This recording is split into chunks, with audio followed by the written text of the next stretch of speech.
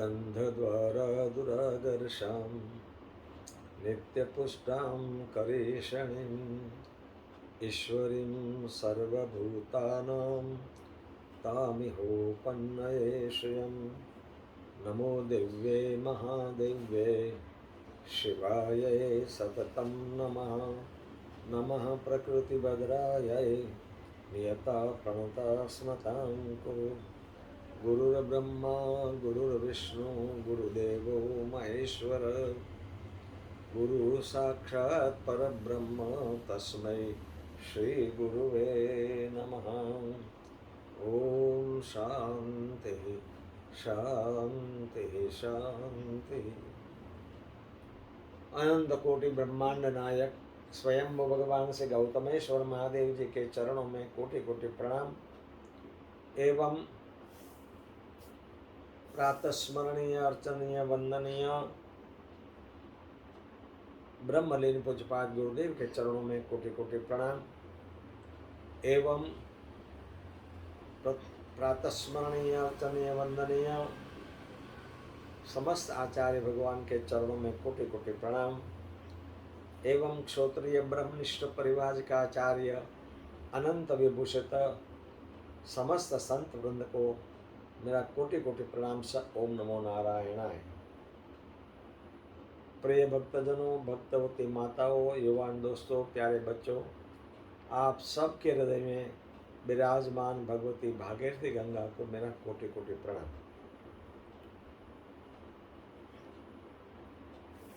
यत्र नार्यस्तु पूज्यन्ते तत्र रमते देवताः। एक बात की चर्चा पहले हम कर चुके हैं।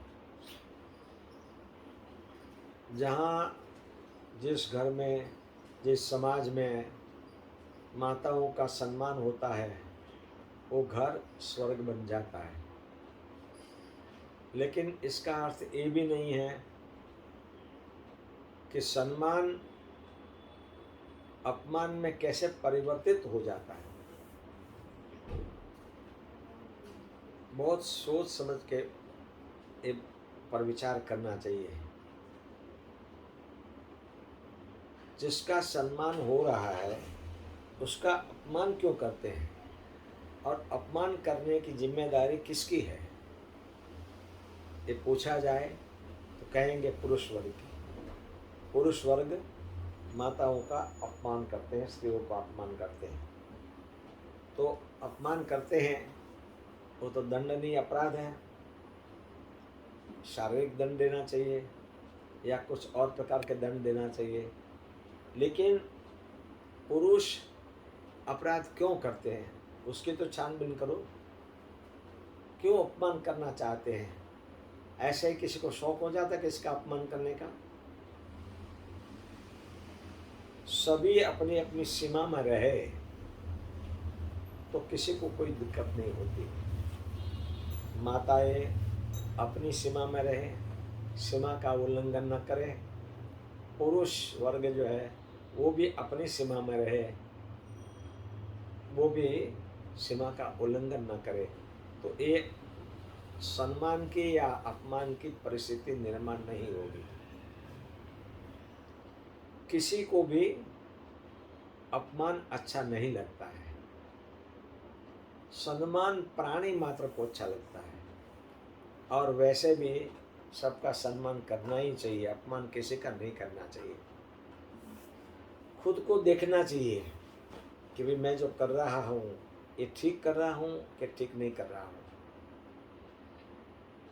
अब देखो, किसी में दोष निकालने की बात नहीं करता हूँ, खाली एक दृष्टांत के लिए कह रहा हूँ। अति भोलापन में भी नुकसान होता है, अंधश्रद्धा में भी नुकसान होता है और अति दुराग्रह हठाग्रह में भी नुकसान होता है। अब भगवान राम की जो रामायण हुई वो तो अनंत कोटि ब्रह्मांड नायक थे, वो तो लीला मात्र करते थे। लेकिन लीला में भी सीता माता ने हठ किया कि वो सुवर्ण मृग मुझे ले आओ, मुझे उसकी खाल चाहिए, है ना। अब भगवान राम सीता माता को यहाँ छोड़ के लक्ष्मण जी को सुरक्षा सौंप के सुवर्ण के हरण के पीछे गए, सब बात आप सबको मालूम है। बनावटी मृग ने लक्ष्मण लक्ष्मण लक्ष्मण ऐसा कहा, और सीता माता को लगा कि तुम्हारे भैया संकट में हैं, तुमको बुला रहे हैं। लक्ष्मण जी ने समझाया कि नहीं माता, ऐसा कभी नहीं हो सकता है, भगवान स्वयंभू भगवान है, उसको कोई दिक्कत थोड़ी होती है। बोले नहीं तुम जाओ। अब माँ की आज्ञा हुई, लक्ष्मण जी गए, लेकिन लक्ष्मण जी एक सीमा बना के गए कि माते इस सीमा के उल्लंघन नहीं करना। अब रावण की ताकत नहीं थी तो सीमा उल्लंघन करके दीक्षा ग्रहण करके आ सके। माता सीता ने सीमा उल्लंघन किया तो सम्मान उनका छिन गया और अपमानित होना पड़ा। राम लक्ष्मण जी दुखी हो गए, माता सीता दुखी हो गई। ये सब लीला हो रही थी। वही सीता माता अशोक वाटिका में बैठी थी और रावण जब समझाने आया तो एक तृण की सीमा बनाई, तृण की ओर में रह के उसको जवाब दिया कि तू तो एक पतंगा है, तू राम को समझता नहीं, राम क्या है तेरे को पता नहीं। लेकिन जब तक अशोक वाटिका में रही तो तृण की सीमा बनाई थी, दीवार बनाई थी, उसको लांघ के रावण सीमा पार नहीं कर सका। कोई भी पुरुष आँख का सीमा उल्लंघन करे, हाथ का सीमा का उल्लंघन करे, या वाणी से बोलना नहीं चाहिए, लेकिन मोबाइल का बहुत दुरुपयोग हो रहा है प्रभु। उसी सीमा का उल्लंघन में अपना विवेक खो देते हैं। आज के बच्चियां खो देते हैं, बच्चे खो देते हैं। यदि एक दफ़ा आप तृण की दीवार बना लो, आप नाक की दीवार बना लो, कोई ताकत नहीं है कि आपके तरफ दृष्टि कर सके। किसी की हिम्मत नहीं है कि आपके सामने कोई देख सके।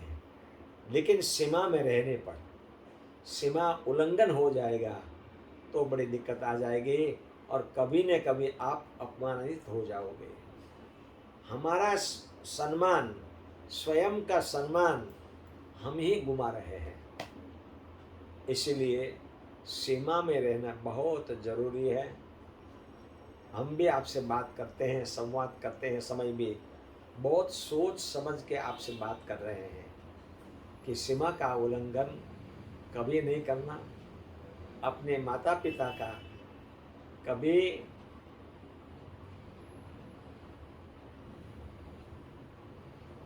क्या बोलते हैं उसको, विश्वासघात नहीं करने का, अपने पति का कभी विश्वासघात नहीं करने का,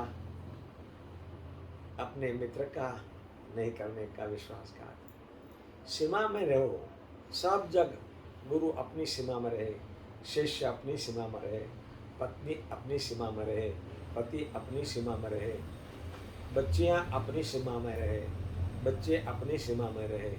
तो ये जो दुर्घटना ये हो रही है समाज में, वो दुर्घटना बहुत अटक जाएगी। मेरा ऐसा ख्याल है। आगे मैं बहुत जानता हूँ, ऐसा कोई दावा नहीं करता हूँ, लेकिन मुझे जो आ रहा है, ध्यान में आया है कि कपड़े पहनने की सीमा, हलन चलन की सीमा, बातें करने की सीमा, मोबाइल में बातें करने की सीमा, खान पान होटलों में जाने की सीमा, बर्थडे पार्टियों में जाने की सीमा, ये मेरे ख्याल से सीमा का उल्लंघन हो रहा है और आगे जाके समाज में अराजकता फैली जाएगी। जब माता पिता को पता चलता है कि मेरी बेटी सीमा उल्लंघन कर दिया है, वो पति पत्नी दोनों एकांत में रोते हैं कि भगवान हमारी क्या कौन सी गलती हो गई कि सीमा उल्लंघन हो गया। तो मेरी करबद्ध प्रार्थना है जवान बच्चियों को, जवान बेटों को, कि कृपा करके आप सीमा का उल्लंघन न करें। सब लोग अपनी अपनी सीमा में रहे, उसी में आपका भला है, उसी में आपका कल्याण है। भगवान गौतमेश्वर, भगवती माँ गंगा सभी आचार्य भगवान, सभी संत भगवान आप पर ऐसी कृपा दृष्टि करें कि आप अपनी सीमा में रह के मनुष्यत्व प्राप्त करो। यही अभ्यर्थना के साथ में हरि ओम तत्सत, हरि ओम तत्सत, हरि ओम तत्सत।